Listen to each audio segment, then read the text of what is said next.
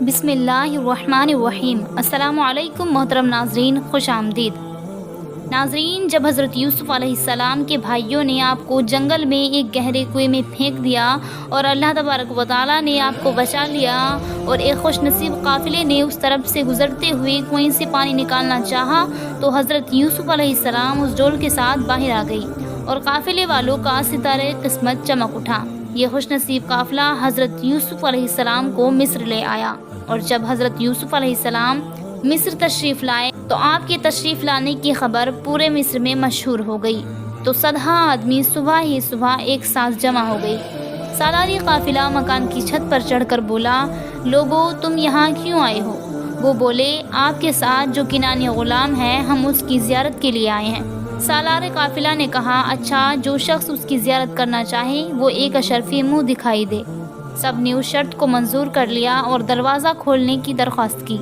سالار قافلہ نے دروازہ کھولا اور مکان کے صحن میں حضرت یوسف علیہ السلام کو ایک کرسی پر بٹھایا، اور ہر ایک شخص ایک ایک اشرفی حضرت یوسف علیہ السلام کے پیروں میں ڈال کر آپ کی زیارت کرتا تھا۔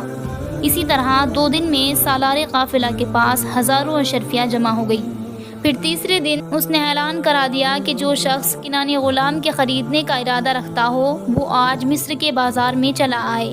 یہ اعلان سن کر ہر ایک شخص آپ کی خریداری پر آمادہ ہو گیا اور سارا مصر آپ کو دیکھنے آیا، یہاں تک کہ پردے والی عورتیں اور عبادت گزار بوڑھے اور سارے گوشہ نشین بھی آپ کی زیارت کے مشتاق ہو کر مصر کے بازار میں آ گئے، اور خود عزیز مصر بھی شاہی خزانے ساتھ لے کر خریدار یوسف بن کر آ گیا۔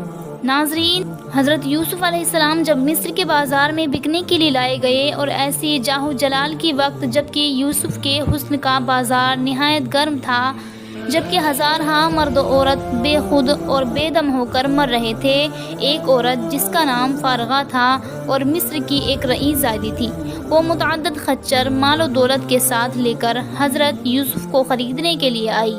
جب اس کی نظر یک بیک حضرت یوسف علیہ السلام پر پڑی تو اس کی آنکھیں چندھیا گئی اور وہ بے خود ہو کر بولی کہ اے یوسف، آپ کون ہیں؟ آپ کا حسن و جمال دیکھ کر میری تو عقل قائم نہ رہی۔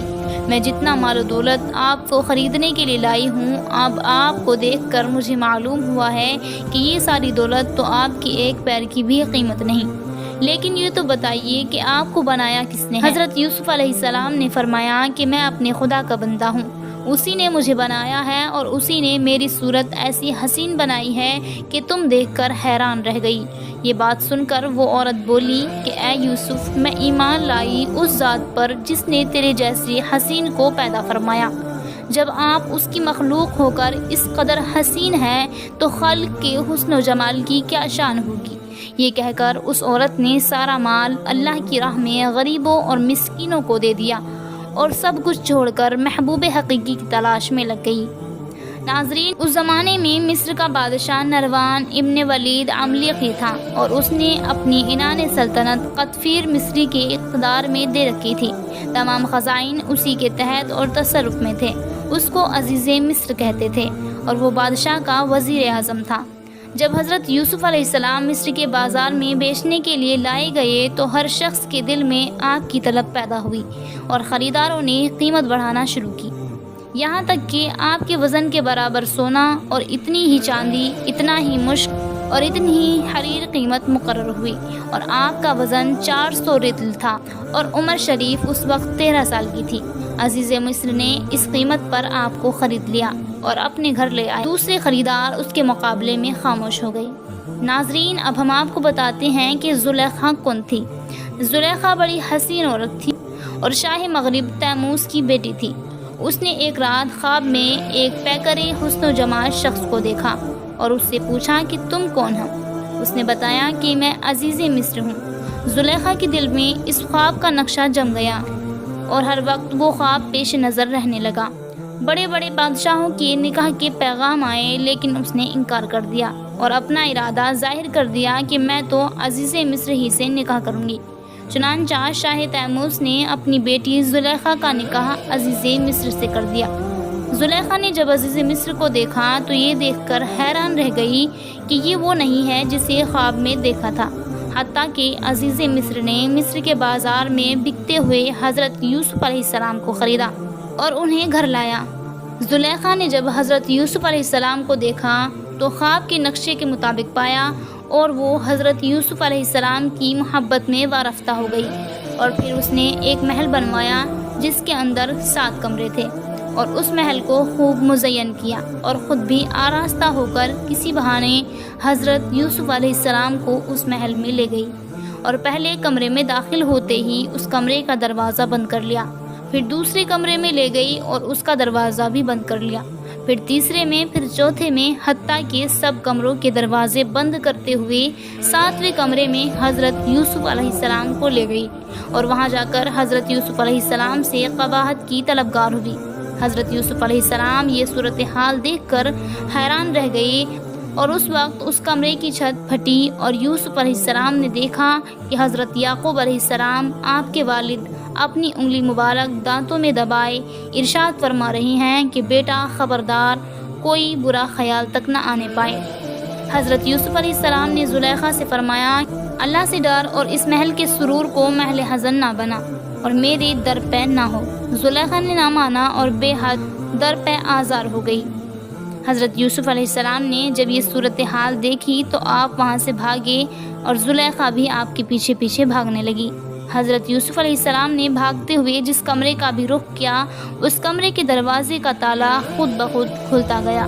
زلیخا نے پیچھا کرتے ہوئے آپ کا کرتا مبارک پیچھے سے پکڑ کر آپ کو کھینچا کہ آپ نکلنے نہ پائیں، مگر آپ غالب آئے اور باہر نکل آئے۔ اس کشمکش کے وقت باہر کے دروازے پر عزیز مصر کھڑا تھا۔ اس نے دونوں کو دوڑتے دیکھ لیا تو زلیخا نے اپنی برات ظاہر کرنے اور یوسف علیہ السلام کو ڈرانے کے لیے ہیلا تراشا اور اپنے خاوند سے کہنے لگی کہ جو تیری بیوی سے برائی کے ساتھ پیش آئے اس کی کیا سزا ہے؟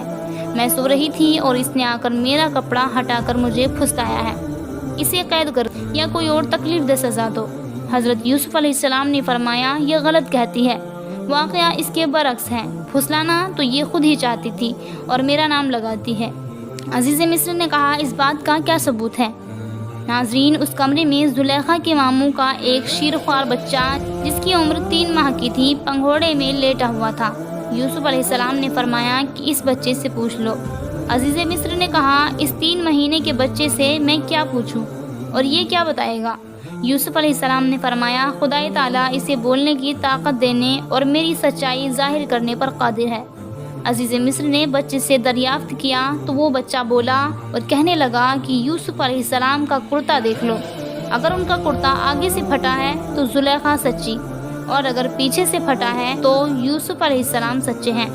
چنانچہ کرتا دیکھا گیا تو وہ پیچھے سے پھٹا تھا، اور یہ حال صاف بتا رہا تھا کہ یوسف علیہ السلام زلیخا سے بھاگے تھے اور زلیخا پیچھے پڑی تھی، اس لیے کرتا پیچھے سے پھٹا ہے۔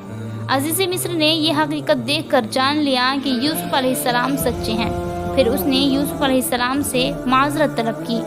ناظرین، اس واقعے سے ہمیں معلوم ہوا کہ انبیاء کرام علیہ السلام معصوم ہوتے ہیں اور ہر قسم کے چھوٹے بڑے گناہ سے پاک ہوتے ہیں، اور یہ بھی معلوم ہوا کہ انسان جب اللہ سے ڈر کر اللہ کی طرف رجوع کر لے تو راستے کی ساری رکاوٹیں خود بخود دور ہو جاتی ہیں۔